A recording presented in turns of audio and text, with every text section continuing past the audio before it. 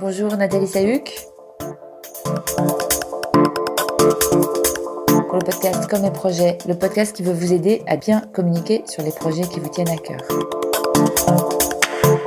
Je vous propose aujourd'hui la deuxième partie d'une série de 3, c'est l'épisode 36. Et cette série est consacrée au lien que je veux vous proposer de voir entre les dynamiques de développement personnel et les dynamiques de développement de communication pour votre projet. Oui, je sais, cette série est un peu tirée par les cheveux, en tout cas son titre. Pourtant, il me semble assez évident qu'il y a beaucoup de liens entre toutes les techniques pour vous aider à être bien avec vous-même et toutes les techniques qui peuvent aider votre projet à être bien dans son environnement. Donc voilà, j'ose ce parallèle un peu gonflé. Je vous avais parlé dans le premier volet de Clotilde Dussolier, qui fait donc le podcast Change ma vie. Je vous invite vraiment à l'écouter et vous, peut-être comme moi, vous accepterez l'idée que de jolies voix fraîches peuvent vous apporter, même si du haut de votre sagesse et de votre expérience, vous pensiez avoir tout compris. En tout cas, plus sérieusement, je trouve que voilà, c'est quelqu'un qui est vraiment intéressante à écouter, qui apporte beaucoup de conseils pratiques avec beaucoup de bon sens et beaucoup de bienveillance et sans être non plus mielleuse, quoi. Voilà, un ton bien équilibré et puis surtout des contenus très intéressants qui moi m'ont été utiles, je dois dire. Voilà, donc en tout cas c'est elle qui m'a inspiré cette série des 3 épisodes. Dans le premier, on a parlé de la façon dont on pouvait faire le lien entre son amour pour soi-même et puis la bienveillance et l'intérêt et la bonne appropriation du projet.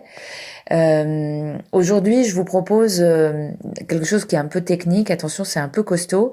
C'est de se pencher sur ce qu'elle appelle le modèle de Brooke. Brooke Castillo étant elle-même un coach américain qu'elle a suivi. Donc, vous voyez, depuis le coach américain jusqu'à Nathalie Sahuc pour communiquer sur des projets a priori en français. C'est plutôt marrant, mais c'est le charme des podcasts. Donc, je vous la refais courte. Brooke Castillo est un coach qui fait des épisodes sur un certain nombre de méthodes de développement personnel. Clotilde Dussolier, qui a vécu en Amérique, a en particulier écouté Brooke Castillo et s'en est inspiré pour faire son podcast en français. Et moi, je m'inspire juste là pendant quelques épisodes de Clotilde Dussolier pour vous faire un lien entre des choses qui n'ont rien à voir a priori. Alors ce modèle de Brooke, c'est quoi ? C'est le principe de dire que ce sont nos pensées qui impactent nos émotions et nos ressentis, et ce sont ces émotions et ces ressentis qui vont enclencher des actes derrière.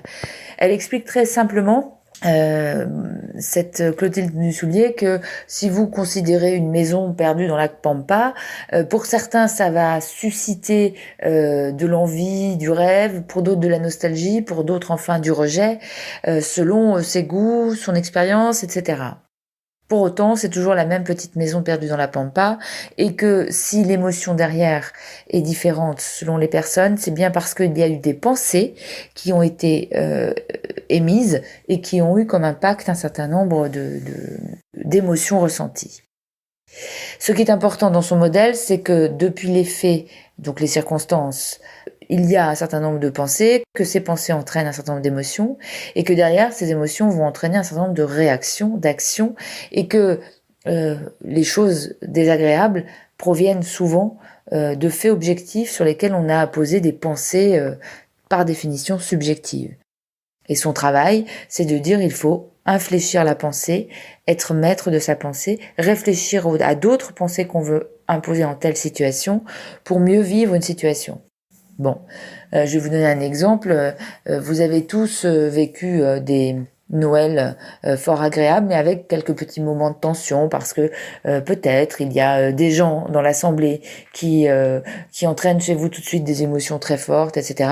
Eh bien voilà, elle explique que on peut infléchir sa façon de vivre des moments dont on sait qu'ils vont être compliqués en réfléchissant aux faits qui enclenchent ces pensées et en réfléchissant à d'autres pensées qui peuvent être provoquées. J'arrête là parce qu'elle le fait beaucoup mieux. En tout cas, ce modèle de déclinaison, c'est quand même percutant par rapport à la communication. Pourquoi je vous dis ça? Je vous dis que objectivement, lorsque vous avez un plan de communication, vous avez très clairement la dynamique qui va se mettre en place. Vous avez un sujet, vous allez effectuer une promesse, cette promesse va générer de l'émotion et ces émotions vont, vous l'espérez, enclencher des actes. Si vous vendez un produit, vous allez vouloir mettre une dimension, une approche marketing de pensée qui va enclencher peut-être l'acte d'acheter à la fin. Eh bien, pour une communication de projet, vous allez associer un certain nombre de messages qui sont un peu les pensées que vous suggérez. Ces pensées vont enclencher un certain nombre d'émotions, sentiments, je sais pas moi, de fierté, d'appartenance, ou bien de rejet, de colère, de volonté de lutte, qui vont impacter un certain nombre d'actions derrière, on l'imagine, l'engagement dans le travail, la lutte contre les inégalités, enfin voilà, il y a énormément de choses qui peuvent sortir de là. Et puis, il va y avoir des réactions et vous allez vouloir susciter les réactions. Quand on communique sur un projet, c'est qu'on communique sur une intention et qu'on veut enclencher un certain nombre d'actions. Voilà. Donc, ce modèle qui semble un peu dérangeant, plus on y réfléchit, en se disant je suis maître de mes pensées pour enclencher derrière un état d'esprit différent et donc des actions différentes. Ce modèle, il est presque naturel lorsqu'il est question de communication.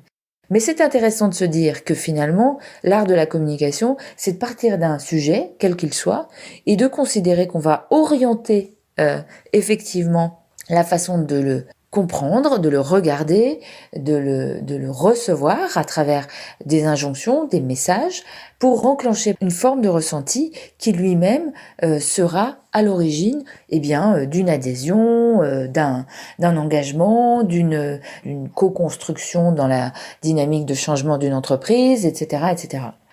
Donc, encore une fois, je trouve que c'est marrant de voir effectivement ce parallèle, même si pour le coup, c'est peut-être presque pour la communication que ici les choses sont presque plus naturelles. Voilà, donc écoutez, la prochaine fois, je vous parle dans le dernier épisode de cette petite série de la gestion des émotions fortes et vous verrez que là aussi, il y a un parallèle plutôt sympa. Je termine en disant que finalement, si ces liens me semblent assez évidents, c'est souvent parce que, quand même, dans le développement personnel, beaucoup de bon sens aide à choisir ou à corriger les actions. Et finalement, le bon sens, c'est quand même une valeur universelle qui doit pouvoir s'appliquer à beaucoup de techniques et pas uniquement à celle d'élaborer des plans de communication. Et puis le deuxième point, c'est que dans cet épisode en particulier, mais aussi dans le précédent, on comprenait l'importance des valeurs qui sont distillées dans cette logique de développement personnel. Faire le bien à soi-même pour le faire aux autres, faire le bien, impacter la façon dont on considère la vie pour choisir une approche qui soit constructive.